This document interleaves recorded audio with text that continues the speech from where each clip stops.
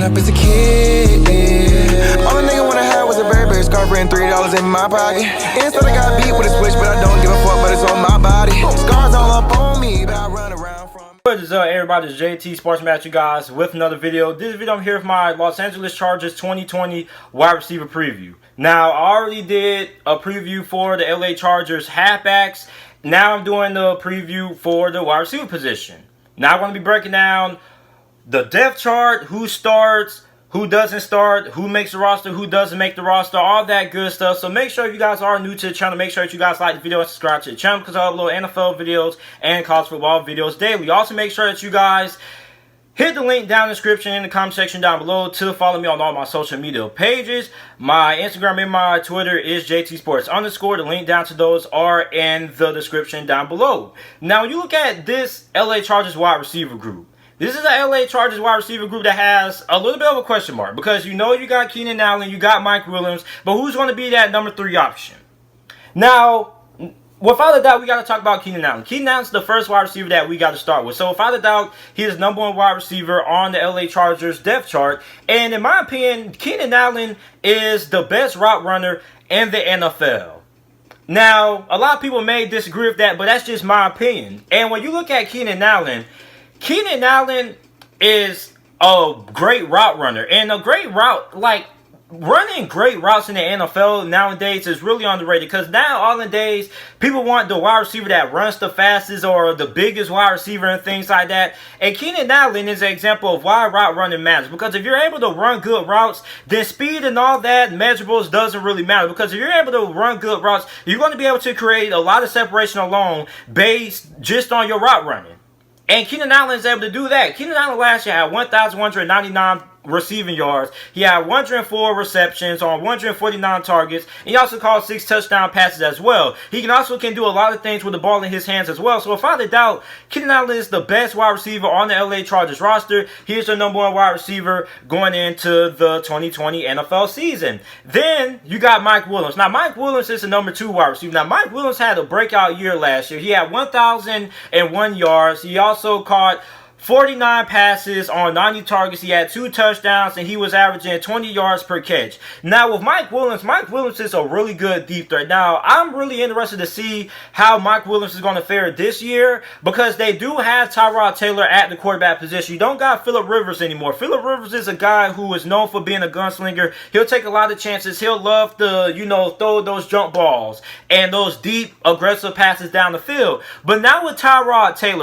Taylor is the opposite of Phillip Rivers. This is a guy that doesn't take a lot of chances. He'll throw the ball deep from time in and time out, but this is a guy that really just takes what the defense gives him. He takes a lot of check down passes. So I'm really interested to see how good will Mike Williams be with Tyrod Taylor at the helm at the quarterback position. Will Tyrod Taylor trust him? Will he throw him a couple of jump balls and a couple of 50-50 balls? Because that's what Mike Williams does a lot. When Mike Williams was coming out of Clemson, he was known for his ability of being a really good deep threat. Not just because his size and athleticism, because how good he is at catching those jump balls and those 50-50 balls. So I want to see how him and Tyrod Taylor kind of fare this year, because Phillip Rivers, like I said, there's a difference between Phillip Rivers and Tyrod Taylor. Phillip Rivers is a guy that likes to throw the ball downfield. He'll take chances. But Tyrod Taylor, this is a guy that doesn't really like throwing the football down the field all that much. He's accurate. He makes good decisions. He takes what the defense gives him, similar to Teddy Bridgewater. So I want to see what Mike Williams does this year.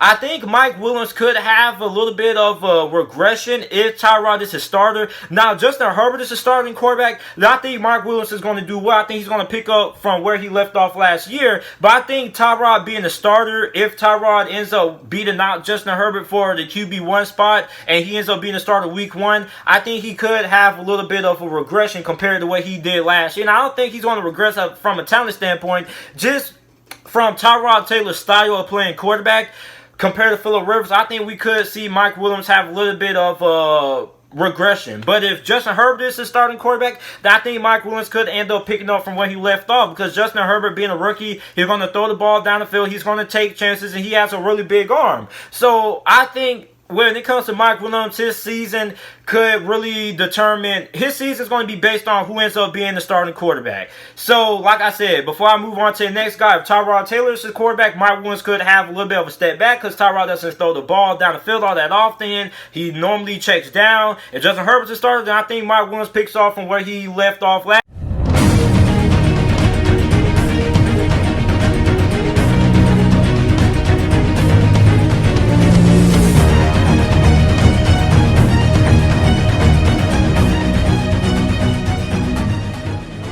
season, because Justin Herbert's going to be a rookie quarterback. He's probably going to come in there slinging the ball crazy, and he likes to take a lot of chances downfield.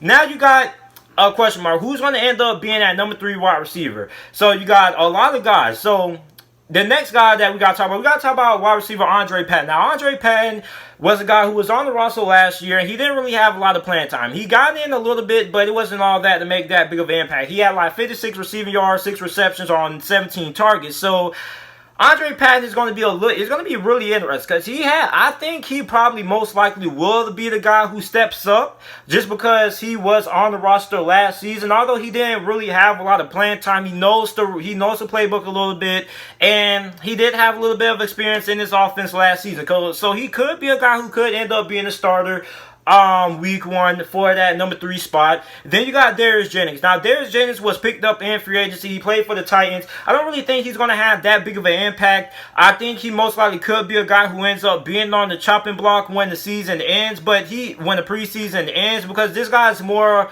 of a returner. He basically was known for him being a kick returner for the Tennessee Titans last year off kickoff, so I'm not really expecting him to have that big of a role in the offense. He may be a guy who ends up not making the roster. Then you have rookie KJ Hill. Now, a lot of Charger fans are really excited about KJ Hill. Now, KJ Hill was drafted in the 7th round of this past year's NFL draft from the University of Ohio State. Now, he is Ohio State's all-time leader in receptions with 201 receptions over his career spanning when he was playing for Ohio State. Now, KJ Hill is really interesting, right? Now, KJ Hill isn't the fastest guy. He's not the tallest guy neither, but he does run really good routes. He has really good hands as well. So I don't know I think if he does, he will make the roster. Without a doubt, he makes the roster. I think most likely, if I had to pick a guy who will most likely end up being that number 3 wide receiver, it probably would have to be KJ Hill. Now, KJ Hill did most of his damage during his time at the University of Ohio State at the slot receiver position.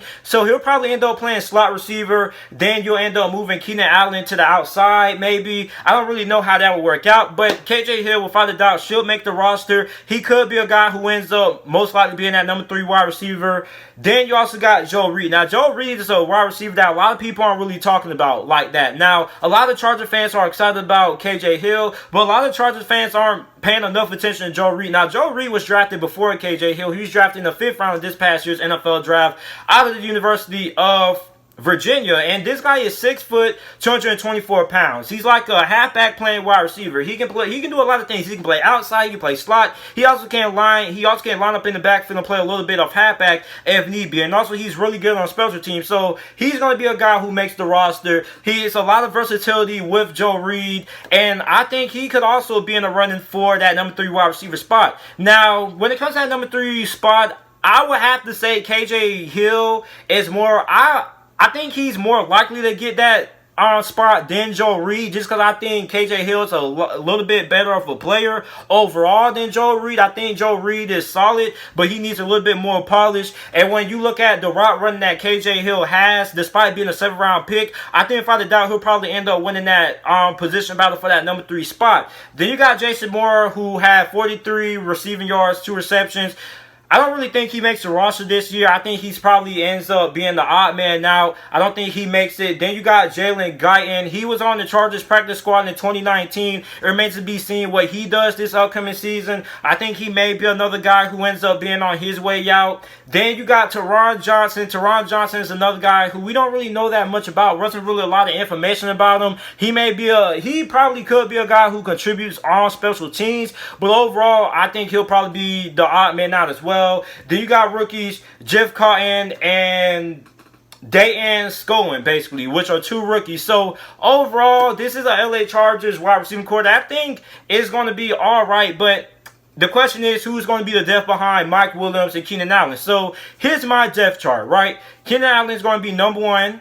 Mike Williams is going to be wide receiver number 2. I think KJ Hill ends up winning that number 3 spot. I think he ends up being the number 3 wide receiver. The 4th string wide receiver is going to be Joe Reed. Then the 5th string wide receiver is going to be, in my opinion, is probably going to be Andre Patton. Then you're going to have Darius Jennings, who probably makes the roster just because he was brought in to be more of a special teamer. Then the rest of the guys, if they want to bring in 7 more, they want to bring in a 7th wide receiver. I think it probably would be Jason Moore. But other than that, I only see the Chargers bringing in 6 wide receivers to start the season. Maybe they bring in 7. So overall, those are the guys who I think makes the roster. Let me know how you guys feel about it down in the comment section down below. Who makes the roster? Who ends up winning that number 3 wide receiver battle for that number 3 spot? And make sure you guys like the video, subscribe to the channel for more NFL videos and content. And thanks for watching.